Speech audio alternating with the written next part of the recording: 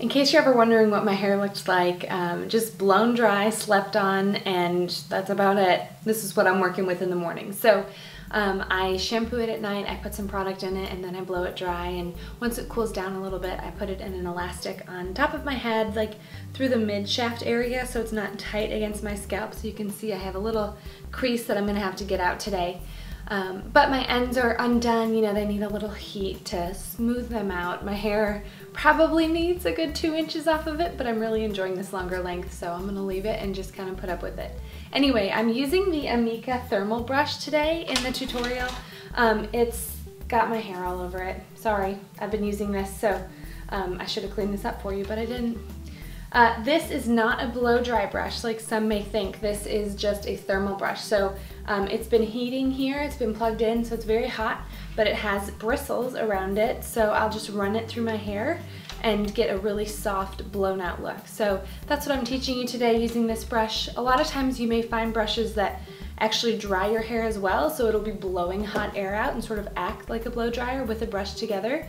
I've never used one of those. It seems really time consuming to me, but in a way I guess it would save a step because I already had to blow dry my hair last night. My hair dries quickly and I use a blow dry spray.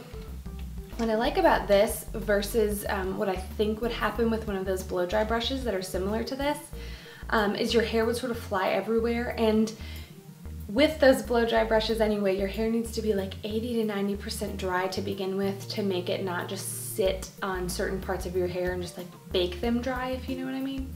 So this is just going to act sort of like a hot tool, but also smoothing and getting rid of any frizz or anything like that as you're sort of curling the hair. So it's not gonna give me a ringlet curl, but that's not what I want. I'm going for a blown out look today. So that's what we're doing.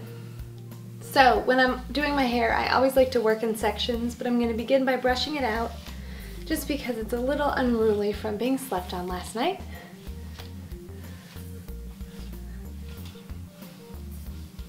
And then I will divide it in half.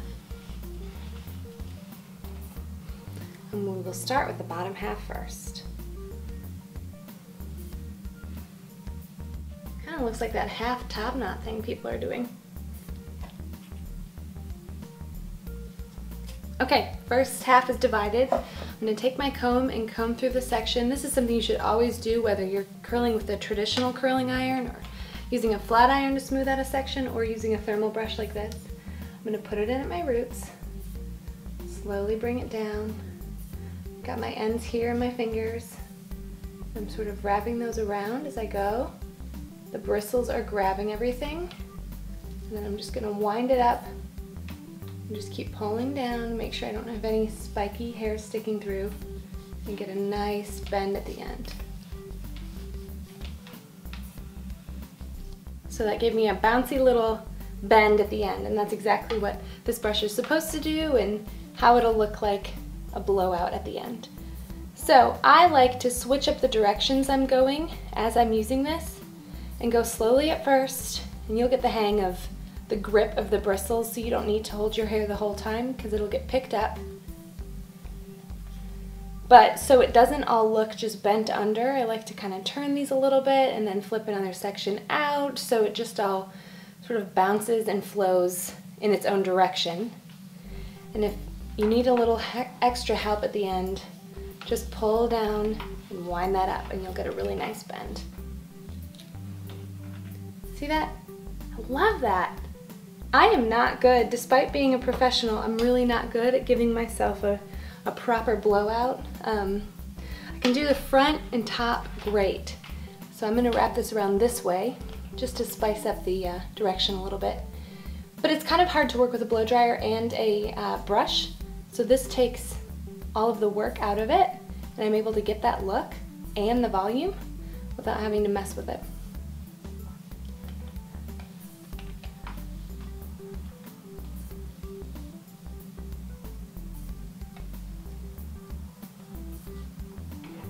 Okay, so we got that one flipping. Let's work to the other side.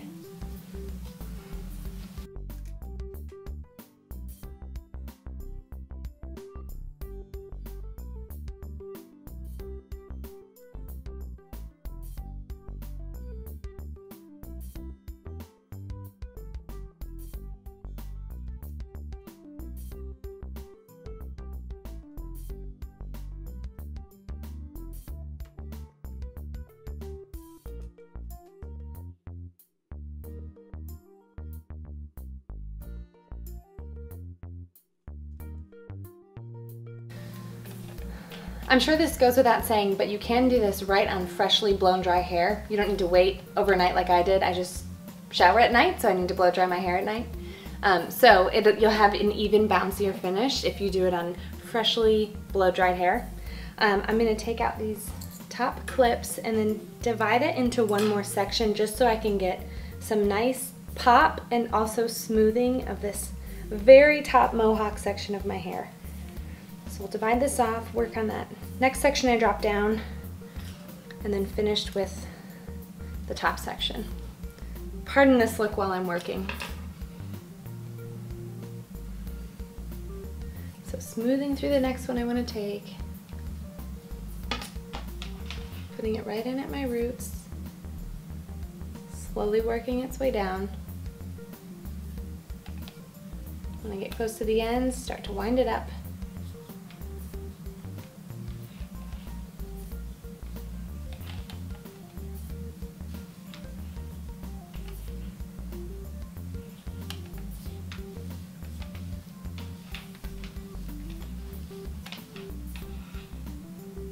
Look, oh, I just love that. It's so bouncy.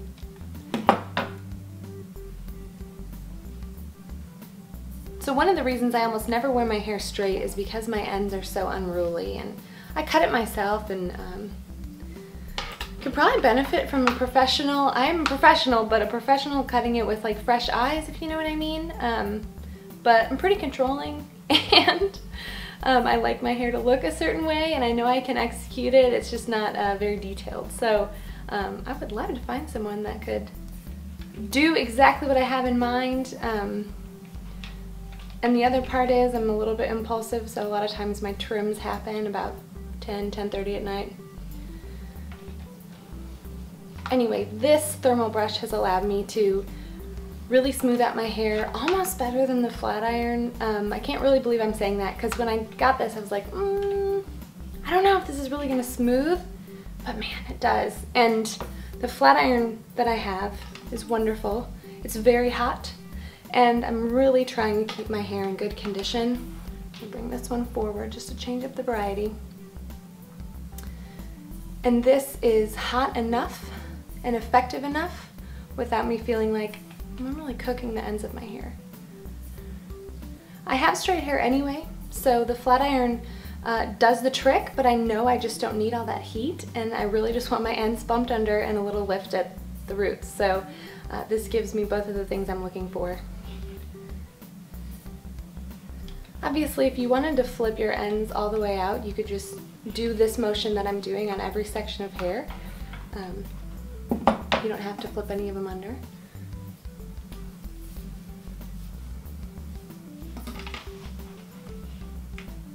So for this section, I want to start introducing the lift right at the crown, pulling it up until I've got about an inch left, then bending my ends over and rolling it down.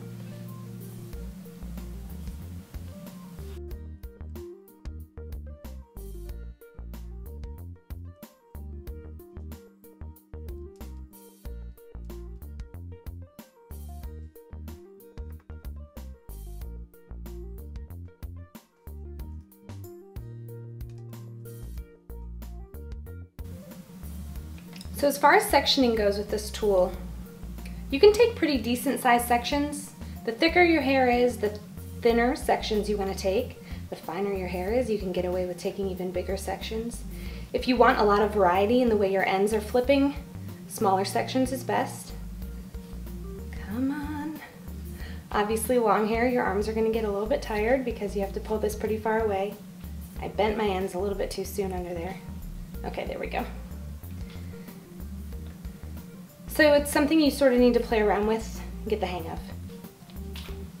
Short hair would be the easiest with this tool because you wouldn't have to worry about bending your ends and rolling them up like I'm doing.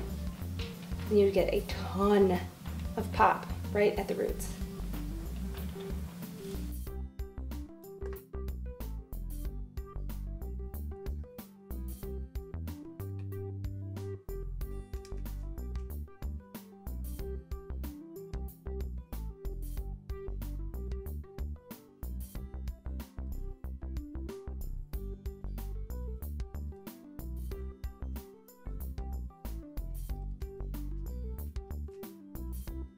last section. I'm just going to divide this perpendicular to the mohawk section. So I'm going to start back here.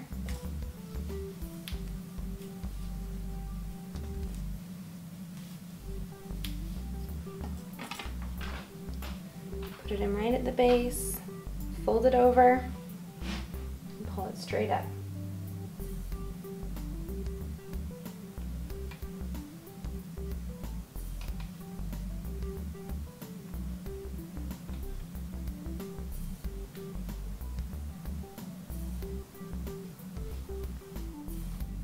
Moving back one more section.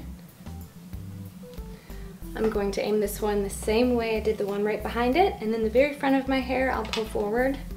Doing this prevents the hair from all kind of molding together into one unit if you have that problem. Change up the direction of sections that are right next to each other.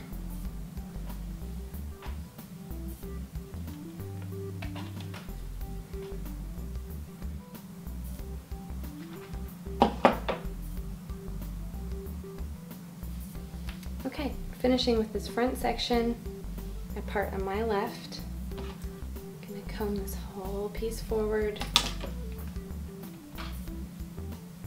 Channel your inner middle schooler, or, you know, 80s time when you used to curl your bangs.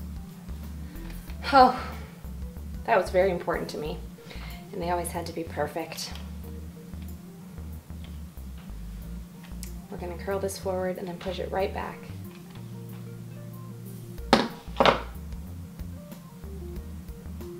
While it's still hot, so you get a little flip going on the side.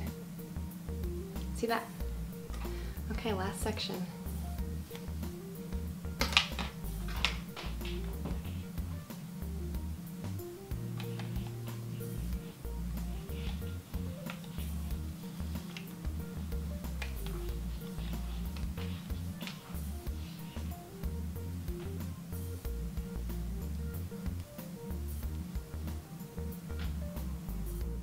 Okay, so I'm all smoothed out. My ends are bent under just as I wanted them to be. Now it's time to do a little bit of finishing, small thing style. But if you don't like to tease your hair, or you don't like a lot of volume, you could just finish like this, a little bit of hairspray. I like a little bit of volume. I like a lot of volume, so let's go ahead and tease this up.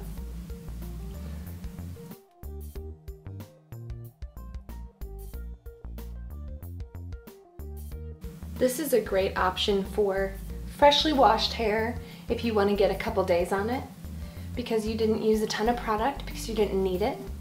Your hair will not be as weighed down or left in like a very difficult state to work with, like half curled, half straight. This is going to be straighter the next day after you sleep on it. But you could easily throw a curl in it with a big curling iron, or even just refresh some of the front pieces with a thermal brush. So you've got options. I like to do this on day one and then do something different with my hair for day two. You want to finish with a little bit of hairspray, not a lot because it's supposed to be bouncy and move, but you can see it really gives the look of a professional blowout. So love the Samika thermal brush. It takes a little bit of time, but it gives me exactly the look I want without having to fight with the blow dryer and the brush separately. So I'd recommend looking into it. And if you don't have a thermal brush like this, the closest maybe you could get to this look with a curling iron would be like a 2-inch barrel curling iron, really big, and use the same technique. You know, run it down through your ends to smooth out any frizz, roll it up so you get a bounce, and change up the direction so it won't all sort of curl under. And that way you'll get the variety like I got today with the thermal brush. So there's a tip in case you don't have one of these. But if you like this look, I'd recommend looking into it. And if you want to see any other tutorials, you can find those on thesmallthingsblog.com.